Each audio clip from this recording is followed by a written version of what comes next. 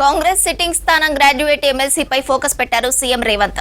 PCC కొత్త incharge వరుసగా Zoom conference ఏర్పాటు చేస్తున్నారు. పట్టభద్రుల ఎమ్మెల్సీకి జీవన్ రెడ్డి స్థానంలో ఈసారి విద్యా సంస్థల అధినేత నరేందర్ రెడ్డికి ఛాన్స్ ఇచ్చింది కాంగ్రెస్ పార్టీ. ఎలాగైనా సిట్టింగ్ స్థానం పదిలం చేసుకోవాలని ఆయా జిల్లాల ముఖ్య నేతలకు సీఎం దిశానిర్దేశం చేశారు.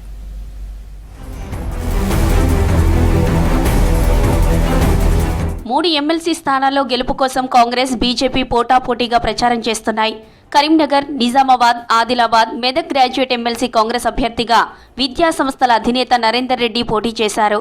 అంతకుముందు ఈ స్థానంలో కాంగ్రెస్ నుంచి జీవన్ రెడ్డి పోటీ చేసి గెలిచారు. సిట్టింగ్ స్థానాన్ని ఎలాగైనా గెలవాలని కాంగ్రెస్ పట్టుదలతో ఉంది. స్థానికంగా బీజేపీ బలంగా ఉండడంతో గ్రాడ్యుయేట్ అభ్యర్థిగా అంజిరెడ్డిని నిలబెట్టింది. గెలుపుపై కమలం నేతలు ధీమా వ్యక్తం చేస్తున్నారు. 2 టీచర్ ఎమ్మెల్సీ స్థానాల్లో బీజేపీ మద్దతుతో 2 అభ్యర్థులు పోటీలో ఉన్నారు. బీఆర్ఎస్ ఎన్నికలకు దూరంగా ఉంది. గ్రాడ్యుయేట్ ఎమ్మెల్సీ స్థానాన్ని ఎలాగైనా బదిలం చేసుకోవాలని కాంగ్రెస్ భావిస్తోంది. ఈ మేరకు CM Revanth, PCC Mahesh Kumar Goud, AICC state incharge Meenakshi Natarajan focus పెట్టారు.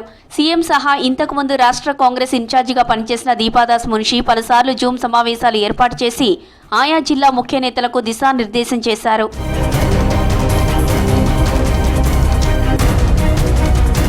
మరొకసారి మెదక్, ఆదిలాబాద్, నిజామాబాద్, కరీంనగర్ ఎమ్మెల్సీ నియోజకవర్గ నేతలతో సీఎం రేవంత్ రెడ్డి, కొత్త AICC incharge Meenakshi Natarajan, PCC Mahesh Kumar Goud incharge మంత్రులు జూమ్ సమావేశంలో పాల్గొన్నారు.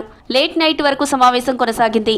ఎలాగైనా పట్టభద్రులను తమ వైపు తిప్పుకునేలా ప్రతి ఒక్కరూ కష్టపడాలని నేతలకు సీఎం, ఏఐసీసీ ఇన్ఛార్జ్, పీసీసీ దిశానిర్దేశం చేశారు. కాంగ్రెస్ సర్కార్ అధికారంలోకి రాగానే యువతకు ప్రాధాన్యత ఇచ్చిన విషయాన్ని, సంక్షేమ పథకాలపై విస్తృతంగా గ్రౌండ్ లెవెల్ నుంచే క్యాంపెయిన్ చేయాలని ముఖ్య నేతలకు సీఎం రేవంత్ రెడ్డి సూచించారు.